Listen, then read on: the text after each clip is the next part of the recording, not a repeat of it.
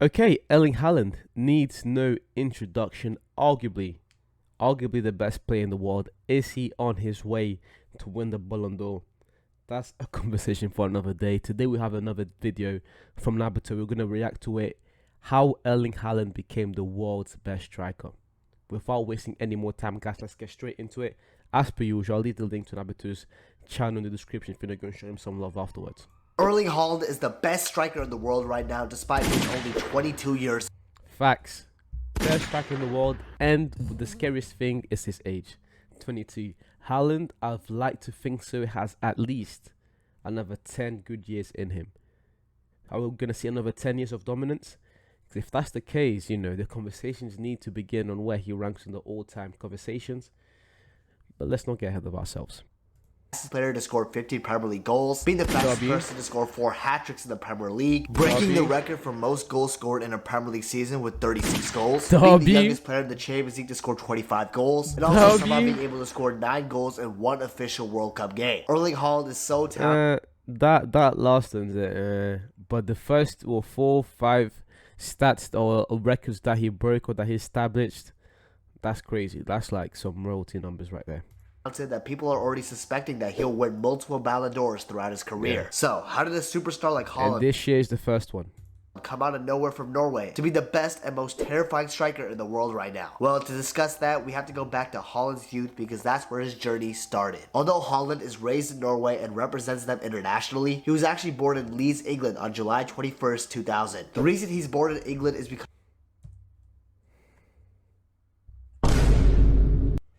Can you imagine if Erling Haaland played for England?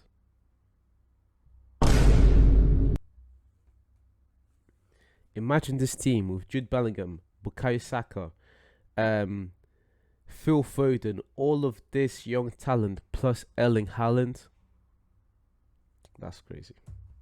Because his father, Alfie Haaland, also played professional football and he was playing for Leeds United at the time. However, Erling only lived in England for around 3 years because in 2004 he moved back to Bryne, his parents' hometown in Norway, due to his father retiring early because of injury-related issues. Whether that was because of Roy Keane's dangerous challenge on Erling's father in the Manchester derby remains to be seen, but it's definitely possible that Keane's disgusting challenge played a part in Erling's father's early retirement. Going back to Erling Haaland though, he started to play in the academy of his hometown club, Bryne, at the age of 5. He stayed with that academy team throughout his entire youth, and then for Bryne's reserve team, he impressed a lot, scoring 18 goals in 14 matches. That's when Haaland was promoted to the Bryne senior team and was given the start. This guy has always been a scoring machine. 18 goals in 14 games. Always been a scoring machine. In his debut against Ranheim when he was only 15 years old. Despite not being able to score for Bryne in his debut season, Haaland was still offered a trial by German club Hoffenheim before deciding to join one of the biggest clubs in Norway, Molde, to play under Norwegian legend Ole Gunnar Solskjaer. 2 months after signing for Molde, Haaland finally made his debut for the club at 16 years old in the Norwegian Cup game against Volda, where he scored on his debut and immediately showed his talent. Now to wrap up his first season for Molde, he got a total of 4 goals and 1 assist in 20 games. Obviously, these weren't world-class stats from Haaland. Yeah, they weren't world-class stats, but for someone that's 16, playing for the biggest club in Norway. But he was only 16. It only goes up from here. And the next season, Haaland drastically improved for Molde as well. In the 17-18 season, he managed to get 12 goals and 4 assists. So this is when he's like 17 before he goes to Salzburg. 17, playing against grown men, playing against people that are professionals, people that have done this for years and years in and out. And this guy was putting 12 goals against him.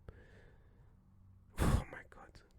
And even you're thinking about 17, when he was 17, that is not too long ago. That's only 5 years ago. The man's only 22. In 26 games. More importantly, in a game against Bryne, he scored 4 goals in 21 minutes in that singular match. And this just shows how dominant Haaland was in the Norwegian league. Additionally, and even just look at him just physically in these videos. Like I like this big 21 minutes in that singular match. And this just shows, look at how even at this young age of 17, I mean 17 isn't necessarily young, but still you're playing against guys that are like 30, 27, like guys that are older than you, that have a few years ahead of you, and look at how he towers them. Look at how even just physically he his shoulders, his chest, how it's like this man's a freak of nature, an absolute freak of nature, and that I think that kind of goes on to help him being one of the best players in the world at the minute. is when you have the football IQ, when you have the technical ability, plus you're blessed physically like this, it's like, as I said, a striker that was made in the lab. This is why Haaland will just go on. I can see Haaland winning 3 Ballon d'Ors by the time it's all said and done in his career. Again, now Ronaldo's gone, Messi's gone, Neymar will be if he says I don't think Neymar's ever going to make the comeback to his 2015, 2017 form. Mbappe, if he stays at PSG, he's just wasting years. Haaland's going to win one this year. If he performs like this again, he'll probably win another one next year. And then it will just be a competition, in my opinion, between him and Mbappe. Maybe you add in Kvaratskhelia into the mix. Maybe you add in Pedri into the mix and those players. But at the minute, Haaland looks like the front runner to win these Ballon d'Or awards for the next few seasons. How dominant Haaland was in the Norwegian league. Additionally, he went on to receive the Breakthrough Player of the Year award and also finished that season as Molde's top goal scorer. This obviously caught the eye of several clubs around Europe, and one of them was Erling's father's old club, Leeds United. However, Erling Haaland and the people around him played it smart and decided to join Austrian Bundesliga champions Red Bull Salzburg on a 5-year contract. He could only join Red Bull Salzburg in the wintertime, and he barely played for the remainder of the 18-19 season, only managing to play in 2 league games and scoring only in one of them. He also left Salzburg before the end of the season so he could participate in the U20 World Cup with Norway. And at this tournament, Haaland finally got to show his ridiculous goal-scoring talent. Now, the U20 World Cup was actually really poor for Norway, in all honesty. They lost to the Uruguay U20 team 3-1 in the opening game. Fun fact, other top striker Darwin Núñez scored in that game. Then in the next game against New Zealand, Norway lost 2-0. So at this point, Norway were already out of the tournament, and the game against Honduras in the last group stage game was a game of pride. And in this game, Haaland shocked the world. Norway... Yeah, this is what I said. This 9 goals in the game, let's add some context into it. And I'm glad Nabuto added some context into it. It was the last game of the tournament. They were already out. And they were playing against a team like Honduras, who was in an even worse situation that they were in. Again, I'm not saying that 9 goals in one game isn't impressive. It is impressive. But let's add some context into it. Destroyed Honduras 12-0, and Erling Haaland went on to score 9 goals in that game. And this miraculous performance from Haaland and Norway made this their biggest ever win at the U20 level. And despite Norway being eliminated in the group stages, Haaland still went on to win the Golden Boot for that U20 World Cup. I personally remember when Haaland scored 9 goals in this game. It was all over social media. Now, the following season, RB Salzburg decided to have Erling Haaland. And this is where it all begins. This is where it all begins. That first year of Salzburg, that 2019-2020 season, if I'm not mistaken. This is where it all begins. The Champions League demolition. The way he was able to play in the Austria League. And then he goes to Dortmund, and the rest is history. As a starting striker, and he did not disappoint. In the Austrian League alone, he scored a grand total of 16 goals and got 6 assists in 14 games. He had more goal contributions than games played in the Austrian League in his first season as a starter. That's mad. However, Erling Haaland for Salzburg in the Champions League was also a beast, and that's where top clubs really started to take notice of him. In his first Champions League game ever against Genk, he bagged a hat-trick, immediately getting off to a hot start. Then in the next game against Giants Liverpool, he scored a goal in an almost comeback against the Mentality Monsters. Then against Italian Giants Napoli, he scored 2 goals at home, and then in the away game, he bagged another goal. He then finished off his group stage UCL campaign with the goal against Genk in the away game as well. Yo, this Haaland 2019-2020 season, for his first few games, is one of the most iconic, one of the best performances I've ever watched. One of the best I've ever witnessed. That group stage performance from Haaland was insane. I've watched Lewandowski destroy my Real Madrid for 4 goals. I've watched Ronaldo score 15 goals in one Champions League campaign. I've watched Neymar lead the Champions League in goals over Messi and Ronaldo. I've seen Neymar also lead the Champions League in assists, even in the Ronaldo and Messi era. I've seen Messi destroy the competition completely in 2015. I've seen Lewandowski destroy the competition in 2020. I've seen so many players do so many great things, and this Haaland performance for a club like Salzburg, in a group with Liverpool and Napoli, the performances he was putting up was truly incredible, and in my opinion, is up there as one of the greatest Champions League performances of all time. And it may just be the beginning of something special, because at the rate Haaland is playing, he may go on to break Ronaldo's record. I think it's going to take a lot of hard work, but if there's one man I think can do it, it's Haaland. Again, deep inside of me, the little kid inside of me doesn't want him to break Ronaldo's record, because I love Ronaldo, he's my favorite athlete of all time. But at the same time, it's like it would be so nice for the beautiful game to see that progression, to see players, continuously improve. But yeah, Haaland is a different monster, man.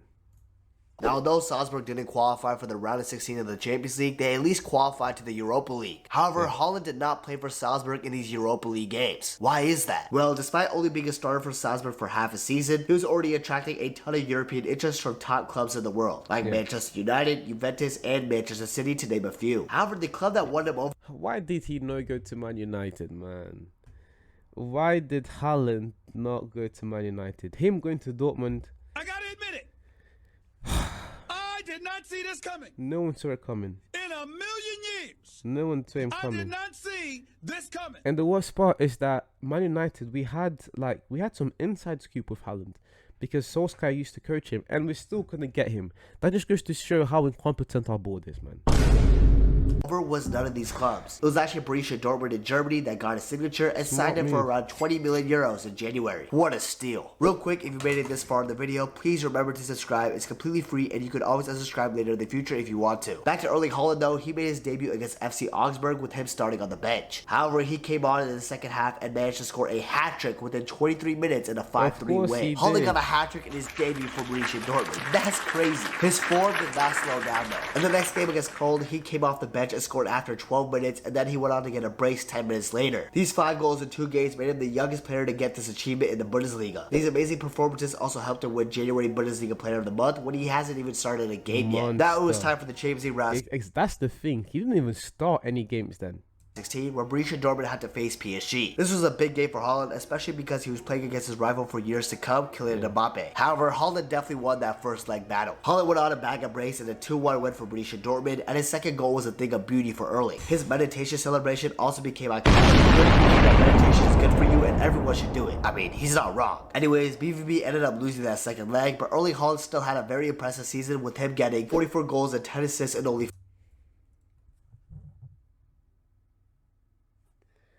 44 goals in 40 games. 54 goal contributions in 44 games. He's a bad man. This dude. This man's nasty. 40 games throughout the entirety of the 1920 season. Haaland had 54 goal contributions in only 40 games. That's a ridiculous stat for a 19-year-old footballer. That's Ronaldo and Messi-esque if we're being serious. How was he so good? Well, his former teammate at RB Salzburg might have the answer. Max Wilber spoke about Haaland's maturity despite being really young and said, Haaland is an absolute top professional. While we are playing cards on trips away, you can see him reading some scientific articles on how he can improve his sleep or diet. He was always looking for the smallest detail that he can improve to take another step forward. Erling Haaland just seems so serious about his career and so laser focused that he always wants to find ways to improve for himself. However, one thing he doesn't take seriously about football though is his interviews. Watch this. After the final whistle, you and the whole teammates, you were going to the south stand, the famous yellow wall, which was empty today, of course. Why did you do that? Why not? He's the biggest talent in the world, then what are you? Yeah, I'm over 20 years, so I'm getting old now. So what's your... I can't with these interviews, man. I can't with these interviews. Oh, this guy. Secret, you scored 10 times now in the Champions League. Hard work. Now you might be thinking it might be a little too difficult for Erling Haaland to get similar stats because of how crazy the 54 goal contributions number is. Well, guess what? Haaland got similar stats in the next season. In 41 games in the 2021 campaign, Erling Haaland managed to get 41 goals and 12 assists in 41 games. This means he got 53 goal contributions this season, which means he only got 1 less goal contribution from the season prior. So Haaland getting these types of similar numbers for 2 seasons in a row shows that it isn't luck. He's just that good. And honestly, it truly felt like Erling Haaland was a robot pretty much built to improve every single season he plays. However, the 21-22 season didn't go to plan. And don't get me wrong, Erling Haaland still performed well with him getting 29 goals and 8 assists in 30 games, which does mean he still had more goal contributions than games played for Dortmund. But still, it's definitely a downgrade from the 2 seasons prior. That goal was insane. Run it back. had more goal contributions than games played for Dortmund. But still, it's definitely a downgrade from the 2 seasons prior. Why? What happened? Well, he dealt with a lot of injuries this season, which kept him sidelined for a decent amount of time for Dortmund, which also shows why he didn't play as many games as well. Also, Norway were trying their best to qualify for the 2022 World Cup and were really close in doing so. However, they got 3rd place in their group, falling behind the Netherlands and Turkey late into the qualification process. However, that wasn't Haaland's fault because he was injured for the last few important games of qualifying. It was just rough luck for Haaland, and it sucked not to see him at the 2022 World Cup. The 2021-22 season for Haaland was the last time he ever played for Borussia Dortmund, and finished off his impressive 2.5 seasons with the club with 86 goals and 23 assists in 89 games.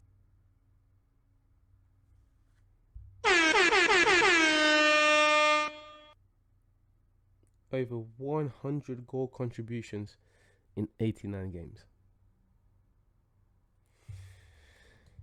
These stats are insane. Haaland is definitely a robot. Anyways, Haaland had a release clause that summer from Dortmund that would allow him to leave for around 60 million euros, which is pretty cheap considering how talented Haaland is. Man City got lucky with this release clause because they didn't have to overspend on him and got him to sign for the Manchester club. It felt obvious that Haaland was going to join Man City, not going to lie. Not only did they desperately need a striker, but also the fact that this was Erling's father's old club, so it felt like a home sweet home for the Haaland family, and a no-brainer for Erling to join this Manchester City side. Man City fans were obviously hyped with the signing of Erling Haaland as well. After all, he is one of the best talents in the world. Haaland is also currently having himself a pretty impressive season, but he did have a slow start. In the Community Shield game against Liverpool, Haaland made his professional debut for City. However, they lost 3-1. I don't know about slow start. I say he had a bad first game in the Community Shield, but Community Shield doesn't really matter anyways. Because he scored against West Ham and then he just kept scoring. I don't think he had a slow start. I just think he had one bad game against Liverpool. He did miss. There were 2 chances their way. He missed with his open goal. I wouldn't say slow start. I'd say he had one bad game.